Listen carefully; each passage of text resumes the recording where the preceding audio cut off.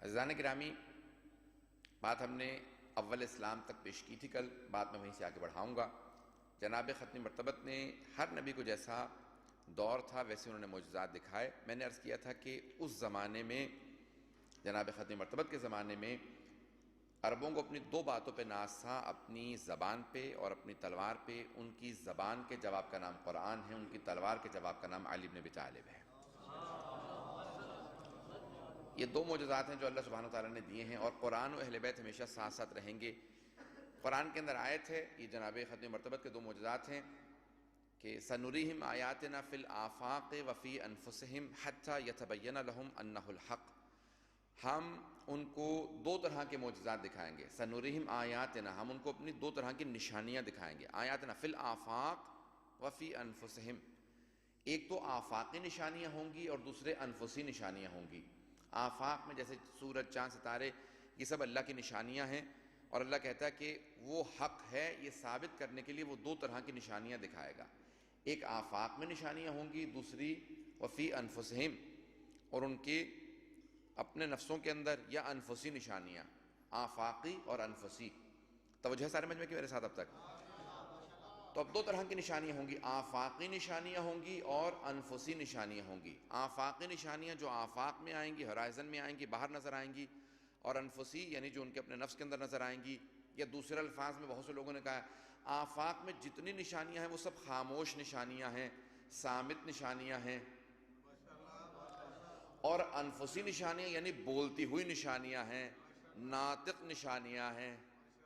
آفاق میں جتنی نشانیاں، سورج بولتا نہیں ہے لیکن گواہی دیتا ہے کہ اس کا کوئی خالق ہے۔ چاند بولتا نہیں ہے لیکن بتاتا ہے کہ اس کا کوئی بنانے والا ہے۔ یہ ستارے، یہ چرند پرند، یہ سب چیزیں جتنی بھی مخلوقات ہیں، یہ سب گواہی دیتی ہیں کہ کوئی بنانے والا ہے۔ عزیزان گرامی، یہ اس لیے تمام آفاقی نشانیاں نظر آتی ہیں، یہ سب آفاقی نشانیاں کہلاتی ہیں۔ اور دوسری ہیں انفسی نشانیاں۔ انفسی نشانیاں یعنی بولتی ہوئی نشانیاں، کچھ خاموش رہ کے بتاتی ہیں کہ وہ نشانیاں ہیں، کچھ بول کے بتاتے ہیں۔ عزیزان گرامی، اب اللہ نے رسول خدا سے یہ کہا ہے کہ میں دو طرح کی نشانیاں دکھاؤں گا، آفاقی اور انفسی۔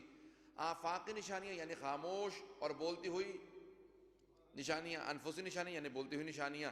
اب آفاقی نشانیوں میں سب سے بڑی نشانی قرآن کریم ہے، اور انفسی نشانیوں میں سب سے بڑی نشانی علی بن ابی طالب ہے۔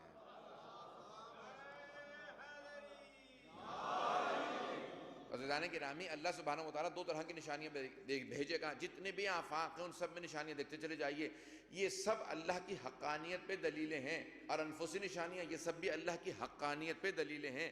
عزیزان گرامی، اب قرآن صامت ہے، امیر المومنین ناطق ہیں، اور آپ نے خود سے فرمایا ہے جب کچھ لوگوں نے قرآنوں کو نیزوں پہ بلند کر دیا اور کہا کہ یا علی رک جائیے، صفین کے میدان میں کہا یا علی رک جائیے، جنگ مت کیجیے ہمارے خلاف، آپ کی اپنی فوج نے کہا، لشکر نے کہا یا علی رک جائیے، سامنے قرآن ہے، آپ نے کہا کہ دیکھو یہ قرآن کو دکھا رہے ہیں، مانتے ہوتے تو نیزوں پہ بلند نہ کرتے،